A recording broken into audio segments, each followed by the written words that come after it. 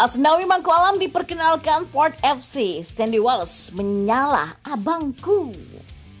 Dan informasi bola selanjutnya, Qatar ke final Piala Asia 2023 pakai full pemain liga lokal. Nasihat Sinteyong kian terbukti. Dan inilah informasi yang terakhir. Dua fakta menarik jelang bentrokan timnas Indonesia versus Vietnam, Garuda di atas angin. Simak lengkapnya di sini bersama saya untuk Anda.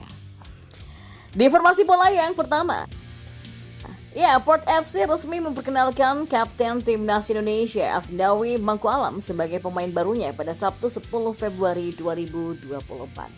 Port FC sejatinya sudah mengunggah foto Asnawi Mangku Alam 3 hari yang lalu saat sang pemain tiba di Thailand. Dalam pengumumannya, Asnawi memamerkan sebuah foto diri dengan mengenakan jersey biru kebanggaan Port FC bernomor 6. Pemain baru bernomor 6, The Lion, julukan Port FC. Kapten Timnas Indonesia Asnawi Mangku Alam, mari berjuang bersama, tulis Port FC di laman Instagramnya. Sementara Asnawi juga mengunggah foto dirinya menggunakan kostum Port FC yang mengkombinasikan warna biru dan oranye. Tantangan baru, tulis Asnawi. Unggahan Asnawi dengan jersey Port FC juga mendapatkan banyak komentar termasuk dari rekannya di Timnas Indonesia Justin Hamner dan Sandy Walsh. Justin memberikan emoji dengan mata berbentuk hati dan Sandy Walsh menuliskan kata-kata yang sedang banyak dipakai di Indonesia. Menyala abangku, disertai dengan emoji api. Sebagai pendatang baru di Port FC, Asnawi mencoba memberikan penghormatan kepada bos besar klub barunya yakni Madam Peng. Wanita pecinta sepak bola itu baru saja menjabat sebagai Ketua Umum FAT. Sebelumnya, Madam Peng lebih dulu dikenal sebagai manajer timnas Thailand. Port FC menempati peringkat ketiga di divisi teratas Liga Thailand tersebut, masih berupaya mengejar gelar Liga pertama di kompetisi paling bergengsi negeri Gajah Putih. Laga terdekat Port FC adalah melawan Polistero pada Minggu 11 Februari. Nah, akankah Asnawi Mangku Alam akan langsung mendapatkan debutnya di Liga Thailand? Yang pasti dia harus bersaing dengan penggawa timnas Thailand Supanan Buerat yang selalu mengisi posisi bek kanan pada putaran pertama. Dan informasi bola selanjutnya. Banyak yang mungkin belum menyadari bahwa timnas Qatar melaju ke final Piala Asia 2023 hanya bermodalkan para pemain yang berkarir di liga mereka sendiri.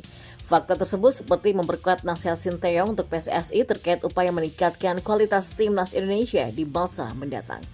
Sinteyong sempat mengatakan hal itu setelah timnas Indonesia tersingkir di babak 16 besar Piala Asia 2023 usai kalah dari Australia. Meski timnas Indonesia banyak mengandalkan talenta pemain keturunan, Sinteyong menyebut mutu kompetisi domestik lah yang akan berperan dalam menciptakan karakter tim nasional yang kuat. Saya cukup puas dengan peran PSSI dan dukungan dari mereka. Tapi berkali-kali saya sampaikan, Liga Indonesia harus lebih kuat. Agar kenapa? Agar karakter timnas Indonesia juga bisa ditopang oleh level kompetisi.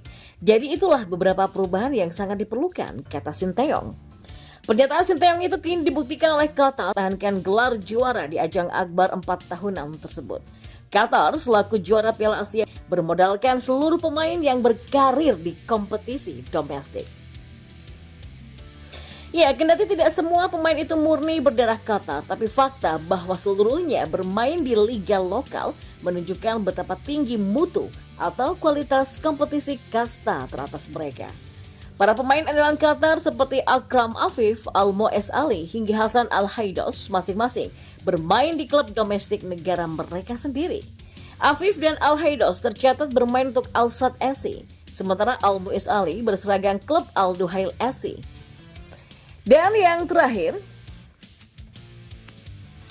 timnas Indonesia akan kembali bersua dengan Vietnam dalam 2 matchday Grup F putaran kedua kualifikasi Piala Dunia 2026 zona Asia pada Maret mendatang.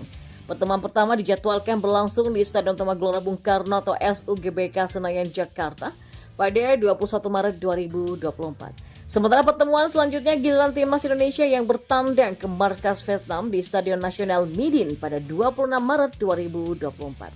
Dua pertandingan timnas Indonesia dan Vietnam dalam kualifikasi Piala Dunia 2026 zona Asia bukan hanya menentukan peringkat di grup F saja, tapi juga memperpanjang rivalitas keduanya.